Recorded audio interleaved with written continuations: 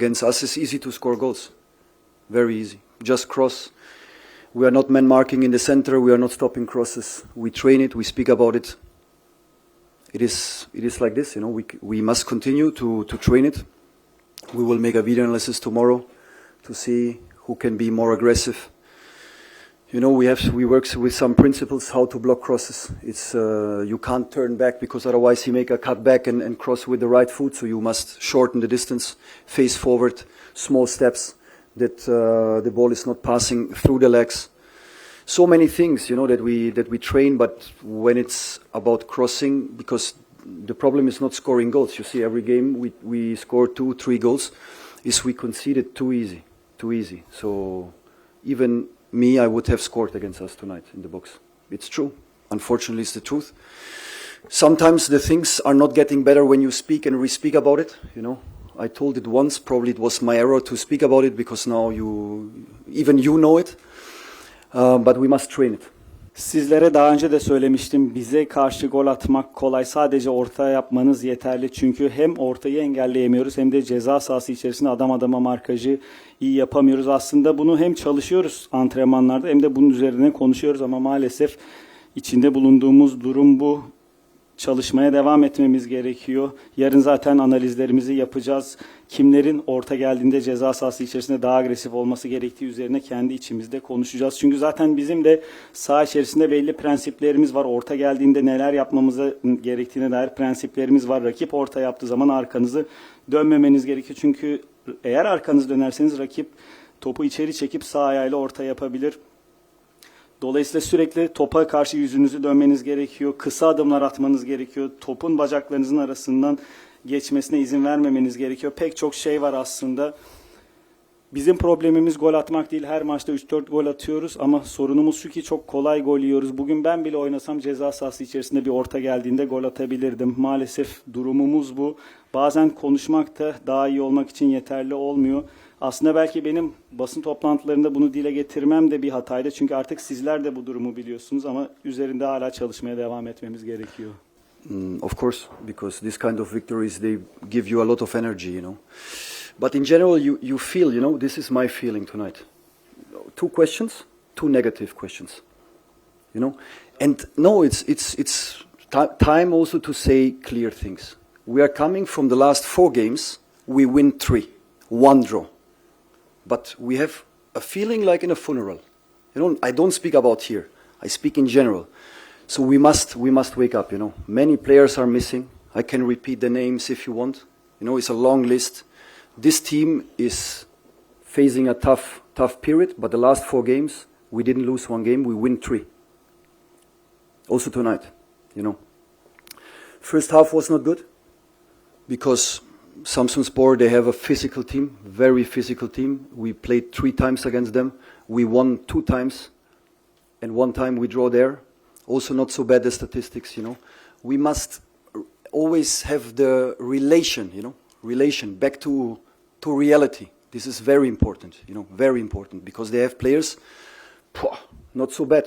Makumbu on the 6, he can play also for Fenerbahçe. It's my opinion. I don't know your opinion. This striker can also play for Fenerbahçe. Van Drongelen, he likes body-to-body contact. He won nearly every challenge, every head duels. We won tonight, guys. We won. Unbelievable. We are there. So many problems, and we are still there.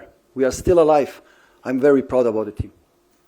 Tabii ki de olabilir çünkü böyle galibiyetler her zaman takıma çok fazla enerji verir. Aslında sizler de görüyorsunuz. Benim de hissiyatım bu. 2 soru soruldu şu ana kadar. İkisi de negatif sorulardı. Artık net bir şekilde dile getirmek gerekiyor. Son 4 maçımıza baktığımız zaman 3 galibiyetimiz, bir beraberliğimiz var ama ortama baktığımız zaman sanki bir cenaze ortamı gibi. Buradan bahsetmiyorum, sadece genel olarak atmosferden bahsediyorum. Artık uyanmamız gerekiyor. Bazı oyuncuların uyanması gerekiyor ki size bu anlamda kabarık bir isim listesi verebilirim. Çünkü aslında zor şeyler yaşıyoruz. Ama son 4 maçımıza baktığımızda 3 galibiyetimiz var ve kaybetmedik. Bugün de galip geldik. İlk yarıda takımın performansı iyi değildi. Rakibimiz de fiziksel anlamda güçlü bir takım. Onlara karşı bu sezon 3 maç oynadık. 2'sini kazandık. Deplasmanda berabere kaldık. İstatistiksel olarak da fena değil.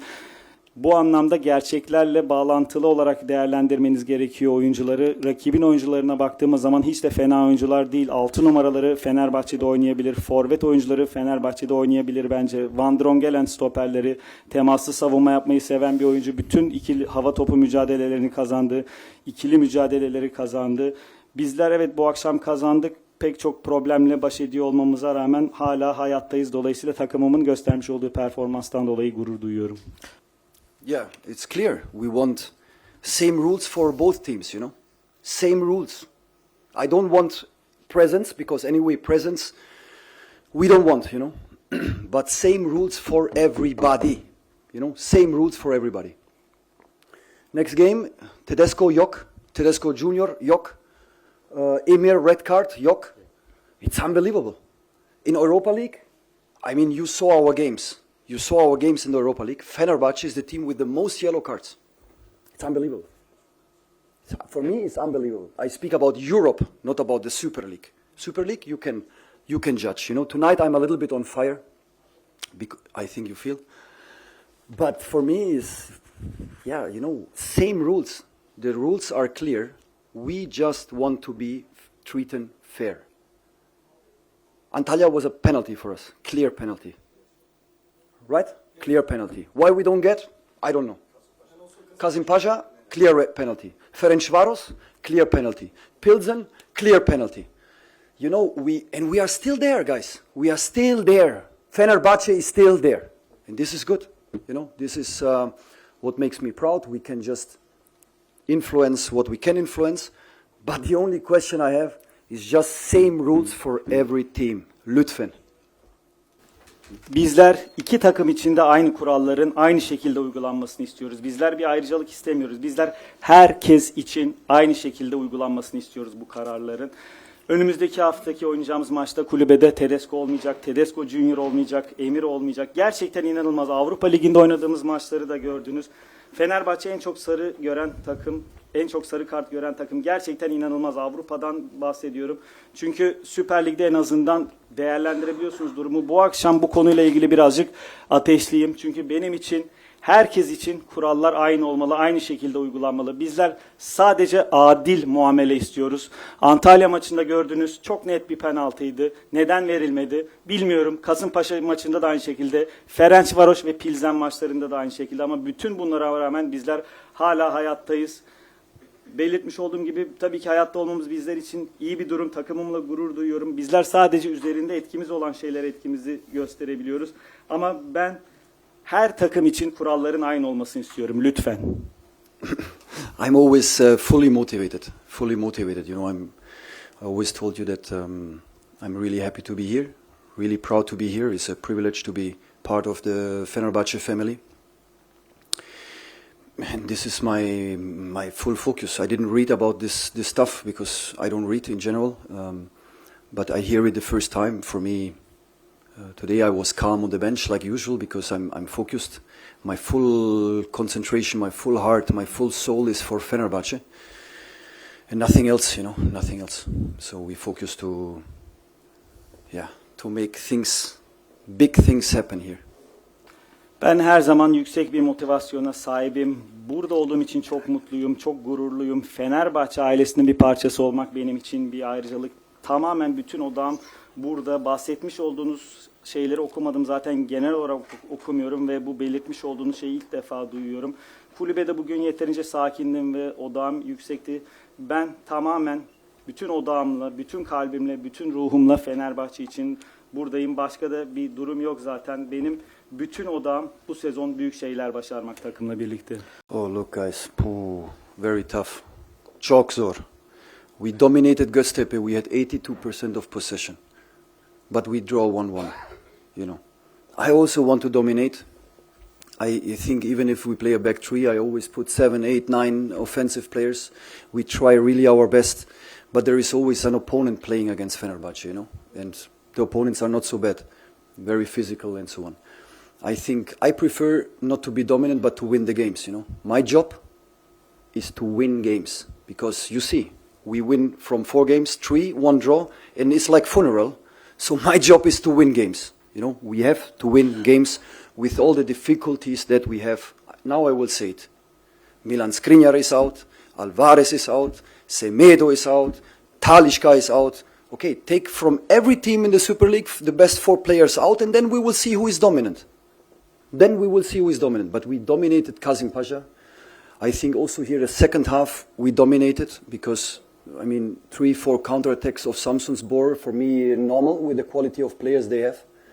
So we have to be, as I told you, a little bit more realistic. Be happy that we win games. Be happy. You know, we have to celebrate. Güneş. Biraz güneş. Life is beautiful. You know, sometimes. Çok zor. Aslında maçları domine ediyoruz. Göztepe maçını domine etmiştik. %82 topa sahip olmuştuk ama 1-1 berabere kalmıştık. Tabii ki ben de maçları domine etmek istiyorum. Üçlü oynadığımız zaman da aynı şekilde maçları domine etmek istiyorum. Üçlü oynadığımızda da 7, 8, 9 tane ofansif oyuncu koyuyorum sahaya. Elimizden gelenin en iyisini yapıyoruz ama tabii ki bu işin bir de rakipleri var. Rakipler de fena takımlar değiller. Fena oyuncuları yok. Fiziksel takımlar. Ben dominant olmaktansa maçları kazanmayı tercih ederim. Çünkü belirtmiş olduğum gibi benim işim maçları kazanmak. Son 4 maçta 3 galibiyet bir beraberliğimiz var ama cenaze gibi bir ortam var. Belirtmiş olduğum gibi benim işim maçları kazanmak. Bütün bu yaşamış olduğumuz zorluklara rağmen maçları kazanmak. Ki şu anda artık bunu dile getirebilirim diye düşünüyorum. Milan yok, Alvarez yok, Semedo yok, Talisca yok. Başka takımlardan 4 tane en iyi oyuncularını çıkarın. O zaman görürüm ben kim dominant futbol oynayabiliyor. Ki Kasımpaşa maçında da dominant bir oyun sergilemiştik. Bugünkü maçın ikinci yarısında da dominant bir oyun sergiledik. Rakibimizin oyuncularının kalitesine bakarsak maç içerisinde yapmış oldukları 3-4 kontratağı normal karşılıyorum ama birazcık realist olmamız gerekiyor. Kazandığımız için mutlu olmamız gerekiyor. Hayat bazen güzel. No, the message is that I didn't like the halftime, you know. To be honest, that's also why I'm a little bit disappointed and sad today, even if we won, because we need the good mood when we are behind. When we are leading, we don't need good mood. This automatically, and I mean inside of us, you know, because in the halftime, everybody was dead. Everybody was dead. I can tell you, everybody was completely dead. Staff, players. And I always have this belief, you know. I believe that we are like a monster with 4 heads. You know, you kill one head and we have still 3. You kill the second head and the first head that you killed is growing again, you know. This is my mentality. We are unbeaten for certain reasons and we need to believe in our qualities. Because I have the feeling every time we start the games in Kadıköy, we are all, you know, struggling and a little bit shaking. And I don't know why. I don't understand why, you know. I mean the players. We need to be self-confident because, coming back to your questions, if you want, how you say, dominant football? Yeah, we need the ball. We need the ball. Everything starts from this, you know, we need the ball. And we need to be brave. And if we shake and we want just to give the ball away, it's difficult. You know, and to be honest, we have to work on this. We have to work on this. This is very important. But this is the truth, you know. This is the truth. In the halftime, we were completely dead. So not just in minute 89. And if I'm the only one that believes, we have a problem. So everybody must believe. Everybody must believe. And you saw, it makes sense to believe till the end. Mesajım şu olurdu tabii ki. Takımımın devre arasındaki görüntüsü hoşuma gitmedi. Bu yüzden aslında galip gelmemize rağmen bugün biraz üzgün ve hayal kırıklığına uğramıştım. Çünkü kaybederken de iyi modu görmek isterim ben takımda. Çünkü kazandığınız zaman veya önde olduğunuz zaman zaten otomatik olarak modunuz iyi oluyor. Ama devre arasındaki ortam herkes ceset gibiydi. Tamamen çalışanlar, oyuncular. Her zaman inanmamız gerekiyor bizim. Benim inancım şu ki bizler 4 başlı bir canavar gibiyiz. 4. başı, bir tane başı keserseniz 3 başı olur. Bir tane daha keserseniz 2 başı olur. Hatta bir bakmışsınız o kestiğiniz baş tekrardan uzuyor. Benim mentalitem bu. Bizler namağlubuz. Bunun da belli sebepleri var. Bizim kendi kalitemize inanmamız gerekiyor. Ama Kadıköy'de oynadığımız maçlarda neden bilmiyorum zorluk yaşıyoruz. Takım olarak zaman zaman titriyoruz ve bunun sebebini ne olduğunu bilmiyorum. Oyunculardan bahsediyorum. Özgüvenli olmamız gerekiyor. Evet, deminki soruyla da bağlantılı olarak dominant olmamız lazım ama dominant olabilmek için de topa sahip olmamız lazım. Zaten her şey buradan başlıyor. cesur olmamız gerekiyor. Eğer saha içerisinde oyuncular titrerse hemen topu ayağından çıkarmak ister. Bu da işleri bizim için zorlaştırır. Bunun üzerine çalışmamız gerekiyor. Çünkü bizler için bu durum çok önemli. İçinde bulunduğumuz gerçekte bu devre arasında belirtmiş olduğum gibi herkes ölü gibiydi. Sadece 89. dakikada değil, devre arasında da içinde bulunduğumuz ortam buydu. Eğer inanca sahip kişi sadece ben olursam bunun bir anlamı yok. O zaman bir problem vardır. Herkesin inanması gerekiyor ki bugünkü almış olduğumuz galibiyette herkes inanmasının ne kadar önemli ve anlamlı olduğunu gördük. Yeah, of course. We played 31 games with the back four. Now, due to the missing players, Milan is missing, Çalar is missing. We had to switch to a back three. We played decent games in the past. I think in Nottingham we played really good. In Gaziantep we played also very well, and today not. So of course, when the opponent knows that we play a back three, it's easy to press, or easier to press. Then you are really a little bit locked on the positions. Then we need really active sixes. We need active wingbacks, low wingbacks. We tried in the first half to bring Musa in, to bring Archie very low, so that we open gaps in behind. It didn't work because Thomasson and Mendes, I think Mendes was the right wingback, were really aggressive and really tight on our players. That's why in the second half we had the idea to change the system, at least to create this overload in the center, this 2v1 in the build-up, to carry on the ball. Matteo had a lot of personality tonight, carrying on many balls. Also the substitution of Izo, of Nene, of Efe, that played fantastic tonight. They brought us to the right direction. But okay, our system is the back four. I want to play in Fenerbahçe, I think, with the players we have is a back four, of course.